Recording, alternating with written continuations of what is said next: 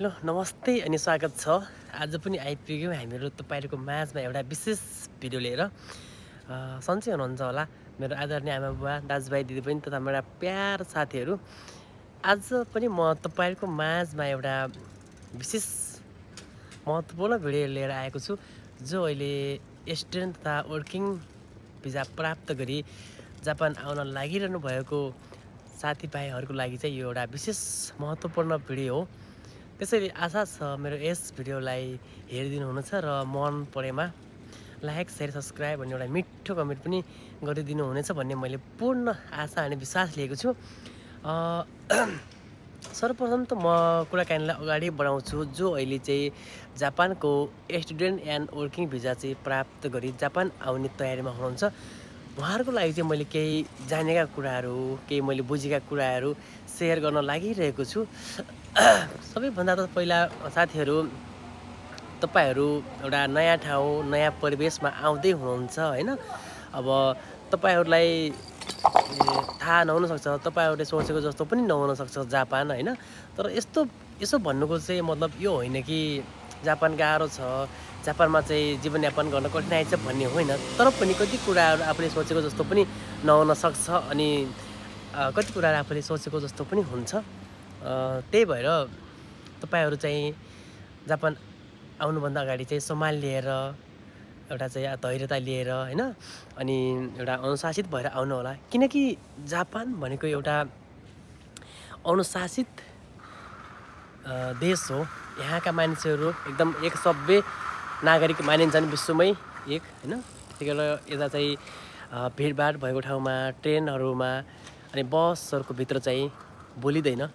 बोल्नै पर्ने आवश्यक भएमा चाहिँ बिस्तारै बोले पनि यहाँ चाहिँ यो त्यसरी एलाउड चाहिँ छैन।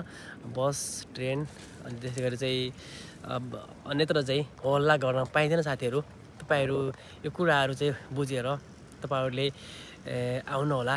अनि त्यसै गरेर चाहिँ यहाँको रोडको ट्राफिक नियमहरू पनि तपाईँहरूले बुझ्नु होला। किनकि कति साथीहरूले चाहिँ यताको यो ट्राफिक नियमहरू नबुझेर धेरै दुर्घटनामा आफ्नो चाहिँ ज्यान गुमाएको खबरहरू हामीले सुन्छौँ। कतिलाई चाहिँ चोटपटक लागेको कुराहरू पनि हामीले सुन्छौँ।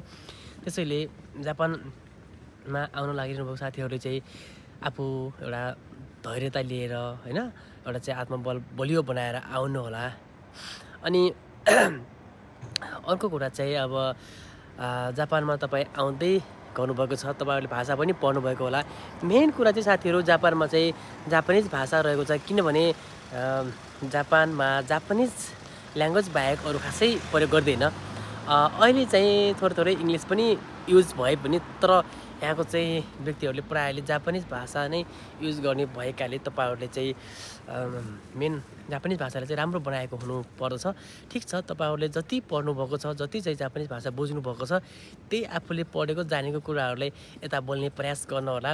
जापानिजहरूसँग चाहिँ तपाईँहरू आफूले जानेको कुराहरू बोल्ने प्रयास गर्नु होला र उनीहरूसँग चाहिँ हाँसेर एउटा खुसी एउटा हँसिलो मुद्रामा चाहिँ तपाईँहरू प्रस्तुत हुनुभयो भने तपाईँहरूले चाहिँ सोध्न खोजेका कुराहरू तपाईँले सोधेका कुराहरू तपाईँका प्रश्नहरूमा उनले सजिलै जवाब दिन्छन् र सहजतापूर्वक उनीहरूले तपाईँहरूलाई सहयोग गर्छन्। यदि तपाईँहरूले कुनै कुराहरू बुझ्नु भएन भने पनि तपाईँहरूले मोबाइलको गुगल ट्रान्सलेसनबाट पनि तपाईँहरूले उनीहरूलाई देखाएर पनि तपाईँहरूले सहयोग माग्नुभयो भने उनीहरूले एकदमै सहयोग गर्छन्। साथीहरू उनीहरू जापानिजहरू चाहिँ सहयोग गर्नमा एकदम आतुर हुन्छन्। कसैलाई दुःख परेको खण्डमा, कसैलाई चाहिँ केही कुरा नबुझेको अवस्थामा सिकाउनमा एकदम आतुर हुन्छ। म पनि जापान आएको चाहिँ भर्खरको टाइममा आएको भोलिपल्ट चाहिँ मैले रातिको समयमा 9 बजेको समयमा मैले आफ्नो रुम पनि बिर्सिएको थिएँ होइन।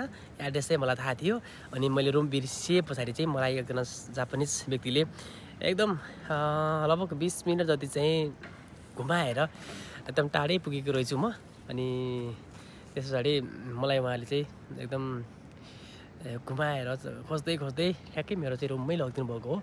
त्यसैले तपाईँहरूले चाहिँ केही कुराहरू बुझ्नु भएन भने, केही कुराहरू तपाईँलाई भाषा पनि आएन भने पनि तपाईँले मोबाइलबाट गुगल ट्रान्सलेसनबाट चाहिँ तपाईँले देखाएर तपाईँहरूले सहयोग लिन सक्नुहुन्छ।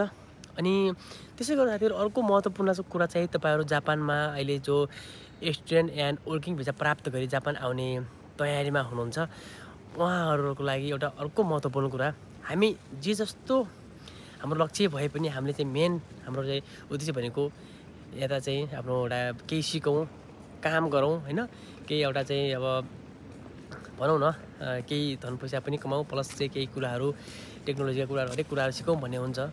तर पनि तपाईँहरू चाहिँ मानौँ अब कुनै कम्पनीमा कुनै काममा चाहिँ तपाईँहरू छिर्ने बेलामा कसरी चाहिँ तपाईँहरू प्रस्तुत हुने भन्ने कुरा पनि म तपाईँहरूलाई प्रस्तुत गर्छु। तपाईँहरू कुनै पनि कम्पनीमा चाहिँ काममा तपाईँहरू 10 मिनट अगाडि चाहिँ जानु पर्दछ। यता चाहिँ 9 बजे चाहिँ काम सुरु हुन्छ भने 8:50 तपाईँ पुगिसकेको हुनुपर्छ। यदि तपाईँहरू चाहिँ पुग्न ढिला भयो भने अथवा चाहिँ तपाईँहरूलाई कुनै समस्या पर्यो भने तपाईँहरूले चाहिँ जानकारी गराएर कल गरेर अथवा चाहिँ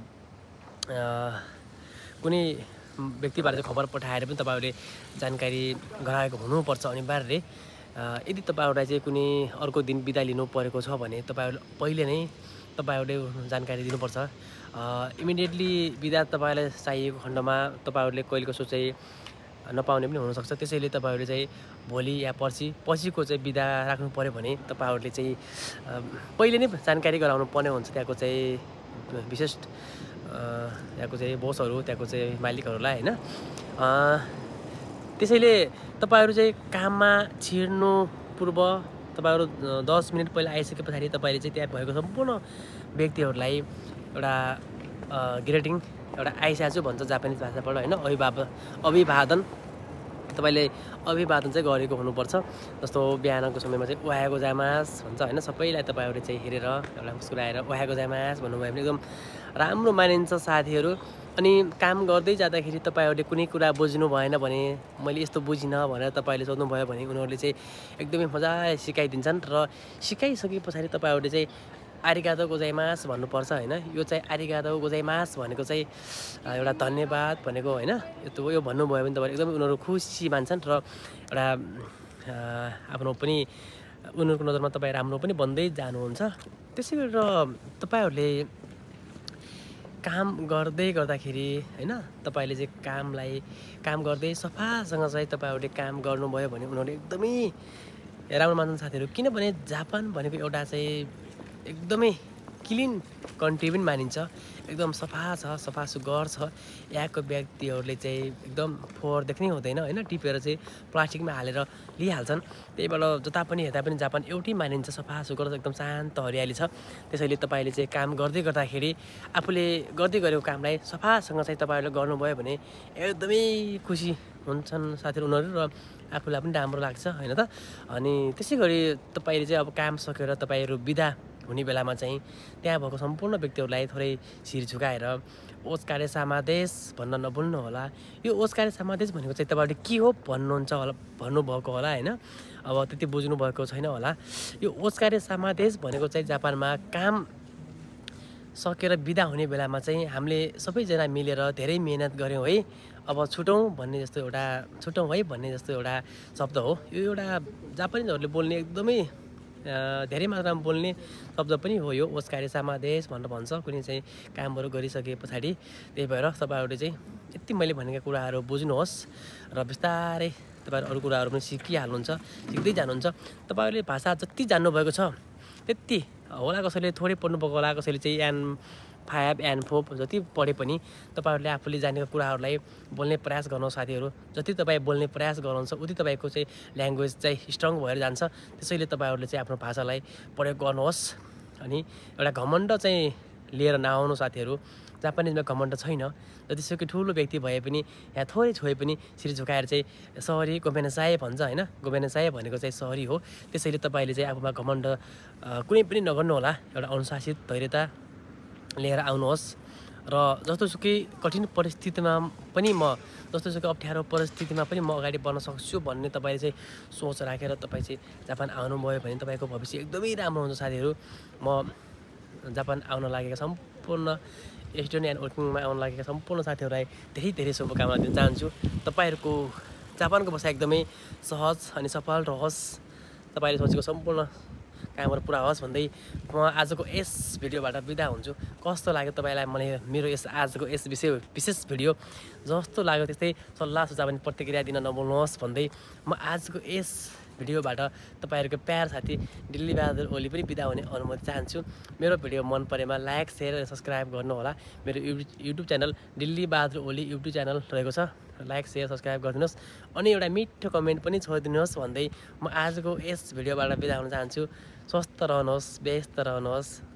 ओके, बाई बाई।